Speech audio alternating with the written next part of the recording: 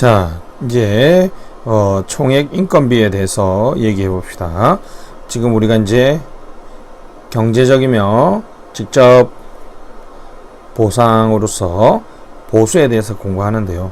보수는 전체 공무원들의 보수 수준, 보수 체계, 개별 공무원들의 보수 구성, 보수 체계, 그리고 보수 형태를 공부했는데, 자, 요 보수를 관리 도구화 한다는 거죠.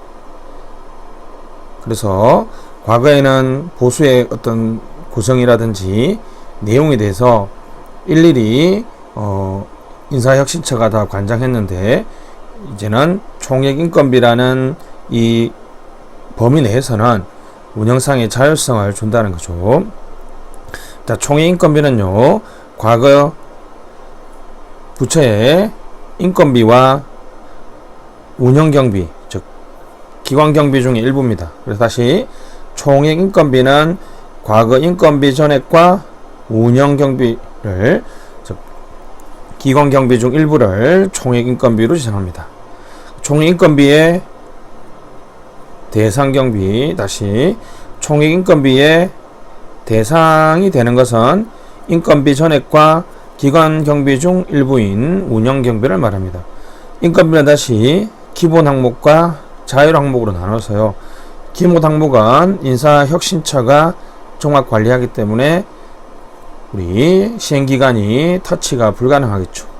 그러나 자율 항목은 시행기간이 관리한다는 거죠. 자율적으로 됐습니다.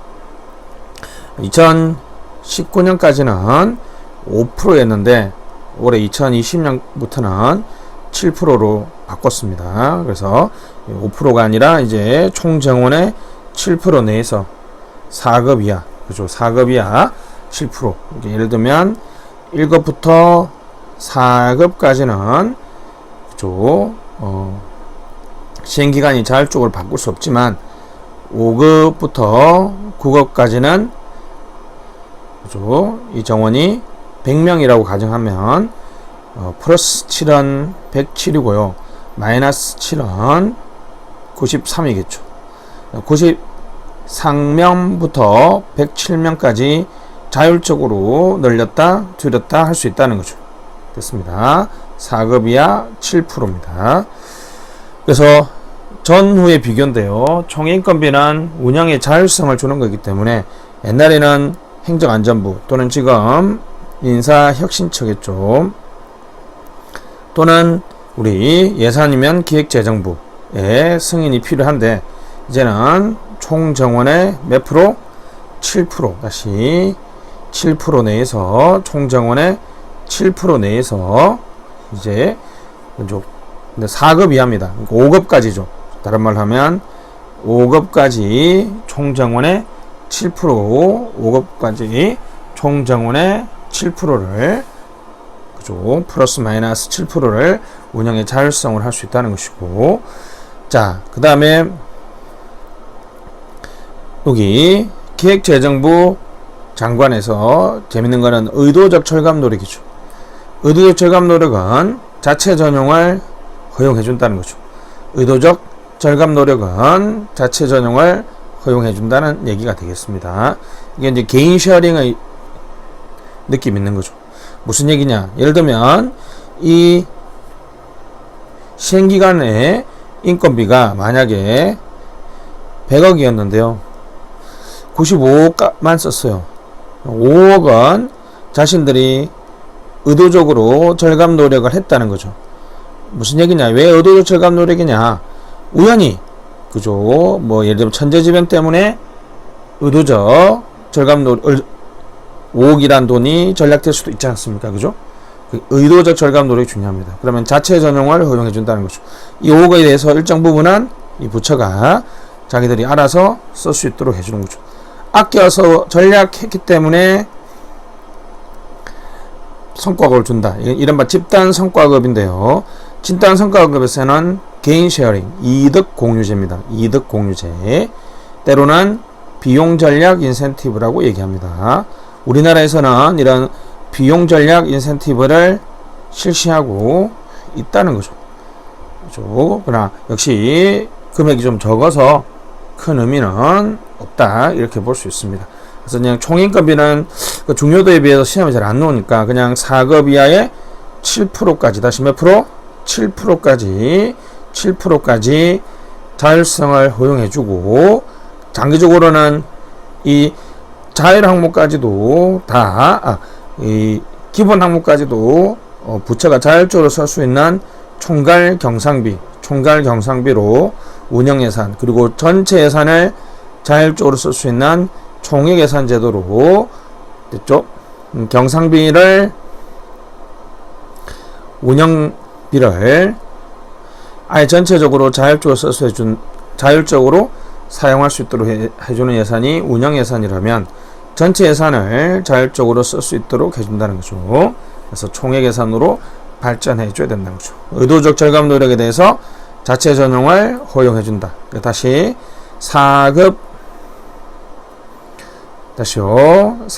이하 7% 의도적 절감 노력은 어느 정도 자체 전용을 허용해준다까지 이게 운영에서 자율성이니까 꼭 기억하시고 장기적으로는 총괄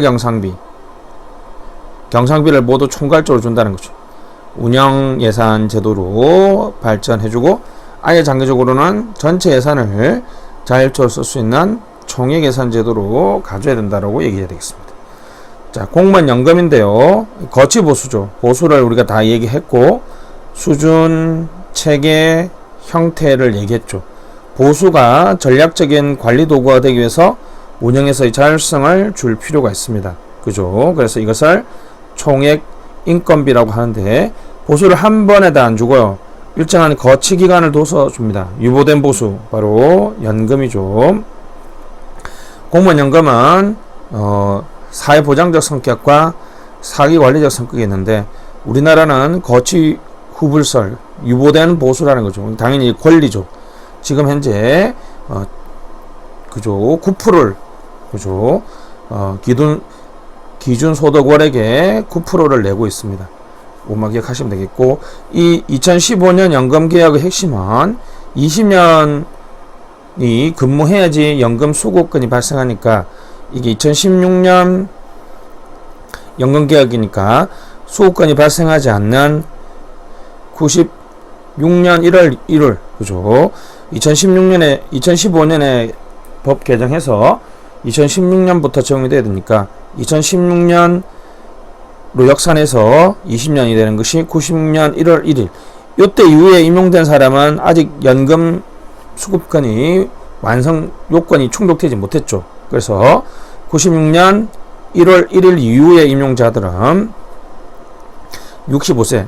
지금 현재는 연금이 퇴직하면 바로 개시되기 때문에 그죠. 국민연금은 일반 국민들은 지금 정년이 60세인데 국민연금은 65세에 개시되기 때문에 이게 좀 불합리하다 이런 느낌이 있었는데 전혀 그런 건 아닌데 사실 하여튼 뭐 자세한 얘기는 생략하고요. 2015년 연금개혁의 핵심은 96년 1월 1일 다시 뭐라고요? 96년 1월 1일 이후에 임용자들은 연금 개시가 이제 65세로 되었다는 것이죠. 그리고 부담률이 그죠 9% 올라갔습니다. 부담률은 9% 올라갔고 지급률은 떨어졌죠. 그죠? 지급률은 조금은 낮아지는 그런 연금 개혁이 있었습니다. 공무원 연금 개혁은 공무원들이 사기자.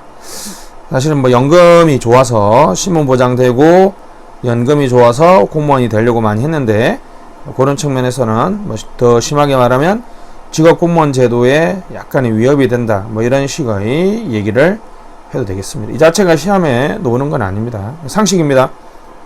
여러분들이 이제 공무원 임용되고 나면 연금 개시가 65세 이후에 퇴직 후에 바로 되는 게 아니라 65세 이후에 된다는 거죠.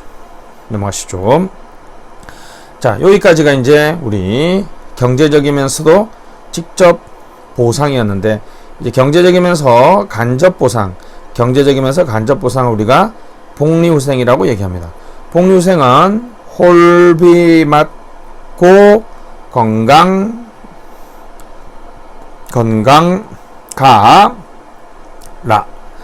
반대로 하면 되겠죠.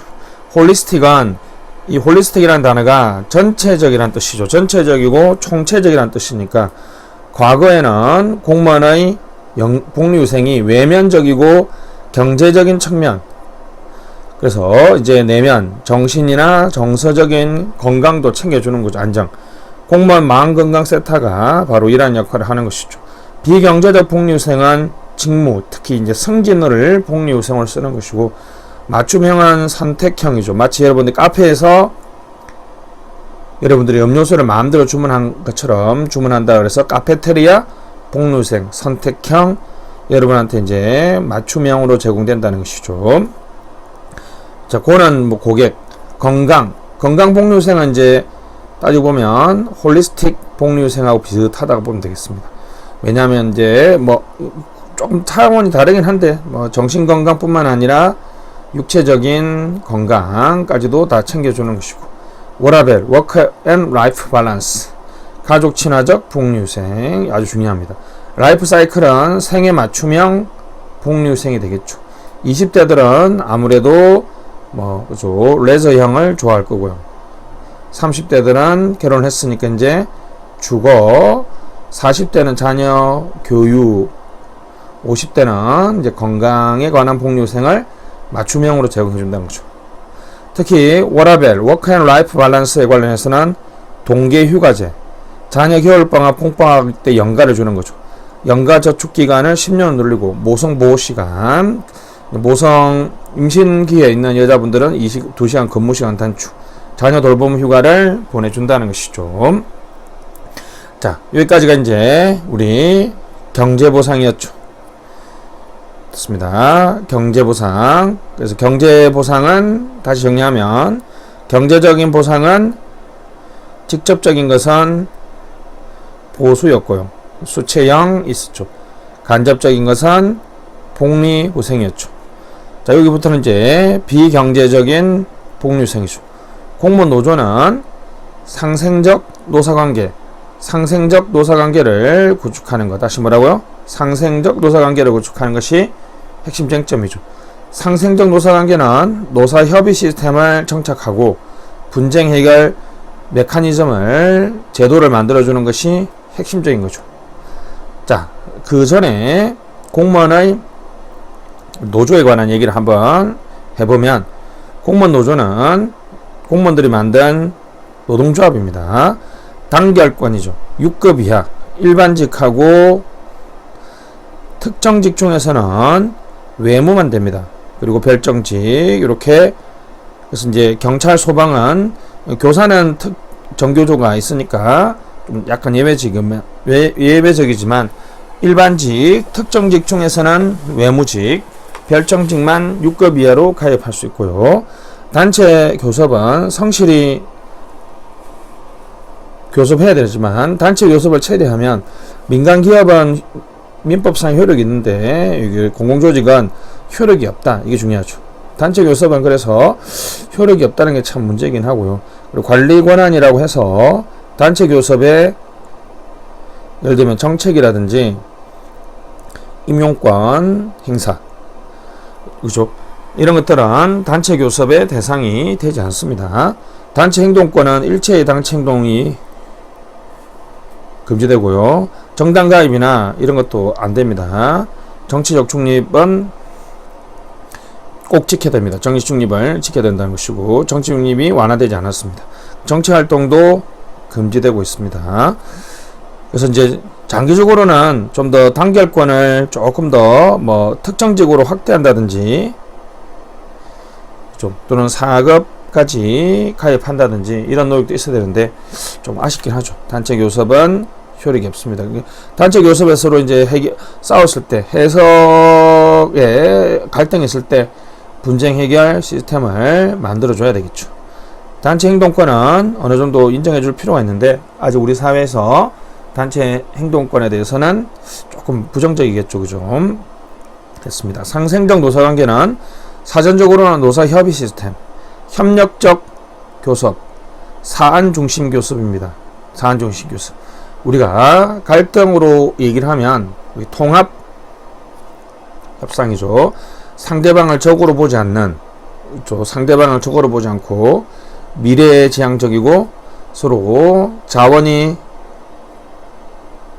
제약되어 있지 않는 그런 상태에서 서로를 동료로 인식하는 그러한 교섭이 되어야 되겠습니다. 사안 중심 교섭, 노사협의회 같은 것들을 주기적으로 가동시키면 좋겠다. 이런 것들이 일반적인 내용이고요. 자, 그러면 이제 단체 교섭을 체결했는데 뭐죠? 우리 해석에 분쟁이 있을 때는 지금은 중노위에서 담당하고 있습니다. 다시 어디요? 중앙노동위원회 담당하고 있는데 미국처럼 연방노사관계청을 만들고 FMCS 알성조정국이라고 해서 OPM 내에 있는 사전조정기구를 만들어주는 것들이 필요하지 않느냐 이런 얘기를 해줘야 되겠습니다. 자, 그 다음에 정치적 중립입니다. 정치적 중립은 입법고시에서 시험에 나왔죠. 그죠? 그래서 이미 입법고시에서 정립되어 있습니다. 소극적인 것은 다시 정치적 중립은 소극적인 것과 적극적인 것, 정치적 중립은 소극적인 것과 적극적인 것. 소극적이란 말은 의무입니다. 불편부당성이죠. 그래서 어떤 정당이 집권하든지 정당 이념을 충실하게 반영하기 위해서는 정치활동을 제한합니다. 정당 가입을 금지하고 이러한 선거기간 중에는 투표해라 하지 마라. 서명, 문서를 기재하거나 기부 행위, 정치단체에 기부하는 투서 문서 기부라고 얘기하는데 이것이 금지되어 있습니다. 적극적으로는 공무원의 권리입니다. 정책적 중립성이죠. 정책 결정을 수행하는 현대행정, 즉 정치행정 이론론이죠. 정치행정 이론론. 그러니까 공무원들의 정치활동 제한, 의무로서 보는 것은 정치행정 이원론의 시대에서 사고방식이죠. 이론론에서는 정책 결정 기능을 수행하니까 정책 이익을 결정할 때 정책 이익을 균형적으로 반영할 수 있는 그러한 균형적으로 반영할 수 있도록 정책적 중립성, 다시 뭐라고요? 정치적 중립이 아니라 정책 이익 반영에서 중립적으로 정책 이익을 반영해야 된다. 그죠? 그것이 핵심적인 내용이 되겠습니다. 자, 그러기 위해서는 행정이 정책을 중립적으로 균형적으로 반영하기 위해서는 우리 정치가 개입하면 안 된단 말이죠. 스바라라는 학자는 그래서 정치에서 지켜야 될 것을 자, 할아버지의 아버지 정조 할아버지, 그죠? 정조 할아버지 얘기를 하고 있습니다. 정조 할아버지. 그래서 우리가 정조부다라고 얘기합니다. 정조부다, 정조부, 다시요. 정조부 됐습니다. 그래서 비정실의 정, 비조작의 조, 비부가의 부, 그죠? 비정실은 특정한 역관임용을 확대하면 안 된다는 얘기겠죠. 조작하지 말라. 특정한 가치를 그 정책에서는 정치가 그 정책을 꼭 시행하기 위해서는 이 정책이 어떠한 가치나 이념을 가지고 있다라고 미리 할 필요가 없다는 거죠. 왜냐하면 행정이 이것을 적극적으로 반영해 줄 수 있도록, 그죠? 해줘야 된다는 거죠.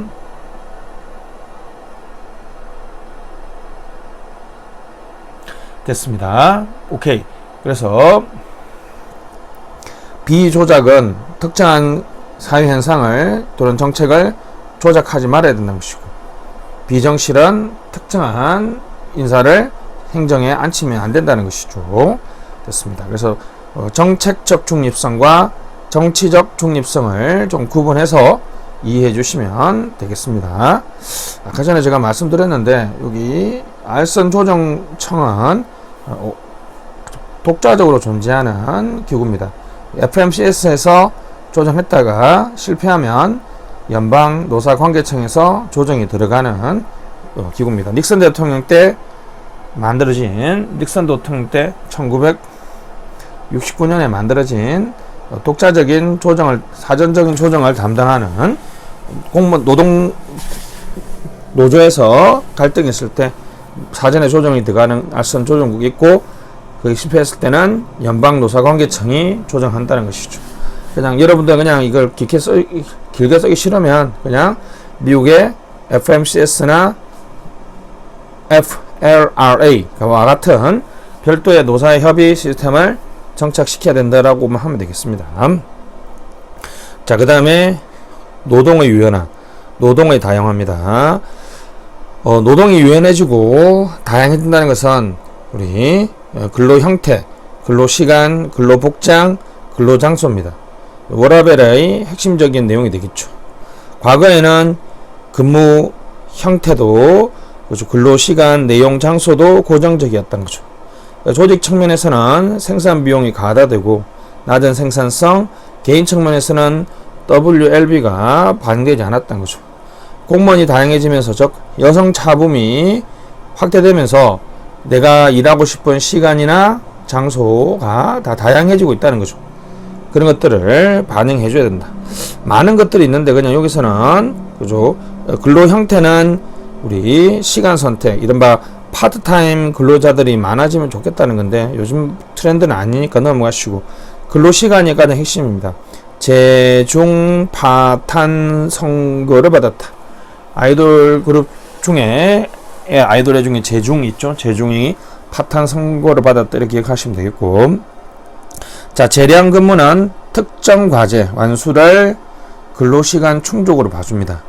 자유롭게 출퇴근하지만 단일의 과제나 신규 사업이나 프로젝트, 예를 들면 영업사원은 꼭 출퇴근 안 해도 되지만 한 달에 차를 3대를 계약하면 그냥 출퇴근한 걸로 봐주겠다, 이런 것들이 전형적인 재량 근무가 되겠습니다. 특정 과제 완수, 다시 뭐라고요? 특정 과제 완수, 이정도까지만 기억하시죠. 특정 과제를 완수하면 근로시간을 충족해 준 걸로 봐주겠다.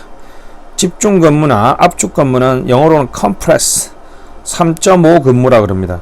주 단위 중 주당 40시간을 넘지 않는 범위 내에서 특정 일에 8시간을 초과해서 근무할 수 있도록 하는 것이죠. 됐습니다. 그런 것 필요 없고요. 그냥 3.5 근무제가 맞죠. 좋죠. 월화수 12시간을 근무하고 목요일 4시간 3.5죠. 월화수 3, 목요일은 0.5만 4시간만 근무하니까, 그러니까 특정 일에 8시간 초과해서 근무하는 거죠. 그러면 이제 목요일 오후, 금요일, 토요일, 일요일 이렇게 해서 가족들하고 여행 갈 수 있도록 이렇게 되어 있는 거죠. 그죠? 주 단위, 주 40시간만 채우면 되지 않습니까? 이 얘기죠. 그죠? 12시간, 하루에 12시간 이상은 근무할 수 없도록 되어 있으니까, 그죠? 근로기준법상 하루에 초과 근무는 4시간밖에 인정되지 않습니다. 그죠? 됐습니다. 그래서 3.5 근무, 집중 근무, 압축 근무, 파트타임은 시간 선택이죠. 탄력 근무나 선택 근무라는 표현 안 쓰고 요즘에는 하루에 출퇴근 시간만 자율적으로 조정합니다. 시차 출퇴근이죠. 하루, 다시 뭐라고요? 하루 8시간을 기준으로. 3.5 근무제는 주 40시간, 맞죠? 3.5 근무는 주 40시간을 기준으로. 하루 단위죠. 8시간. 됐습니다. 코어 타임이 있습니다. 그죠? 예를 들면, 그렇다고 내가 뭐 9시나 뭐 10시는 상관없는데 11시나 12시에 출근하기, 이런 게 안 된다는 거죠. 10시부터 12시, 2시부터 4시는 코어 타임이라고 해서 이때는 모두 다 앉아서 일을 할 수 있는 그런 시간을 설정하기 때문에 시차 출퇴근하면서 업무 협조가 잘 안 된다, 뭐 이런 말은 성립하지 않습니다. 교대 근무는 24시간 가동해야 될 조직, 뭐 예를 들면 경찰이라든지 병원, 소방, 이런 데가 이제 교대 근무를 하죠. 보통 병원은 3조를 나눠서 3교대 하죠. 8시간씩. 8시간씩 3명이 일을 하면 24시간이 딱 맞죠. 교대 근무입니다. 시간 선택 근무. 하루에 근무 시간을 나는 뭐 밤에 9시부터 뭐 그 다음날 9시까지 이런 식으로 하는 건데 실제로는 공공조직에는 많이 없죠. 그 다음 최근에는 보상휴가제. 예를 들면 야간 휴일 근로를 많이 했을 때 임금을 주기보다는 휴가를 부여하는 제도죠. 코로나 때문에 지금 초과 근무를 엄청 많이 하는데요. 다 돈으로 주기 그러니까 나중에 코로나가 안정되게 되면 보상 휴가를 주는 것도 좋은 방법이죠. 초과 근무 시간 저축 연가제, 휴가제가 있습니다. 바쁠 때 초과 근무한 것을 덜 바쁜 날 때 연가로 쓰는 방법이 있습니다. 이번 정부가 하고 있으니까 기억 좀 해주시고, 장소는 스마트 워크죠. 오피스에서 근무하는 것을 넘어서 다양한 형태로 스마트 워크, 모바일 워크는 이동 근무라고 하면 되겠고, 스마트 워크 센터, 우리나라에서는 거주지형이 있고 교통 거점형이 있고 출장형이 있습니다. 스마트 워크 센터. 아무래도 이런 거로서 이제 보안이나 이런 문제에 좀 신경을 써야 되겠죠, 그죠?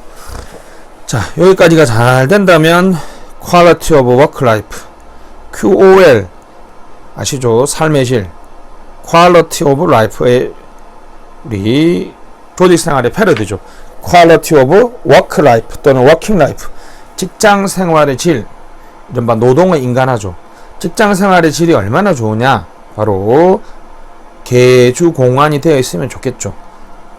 자, 직장 생활, 즉 인사관리에서 개인화, 민주화, 공정화, 안정화가 되어 있으면 되겠습니다.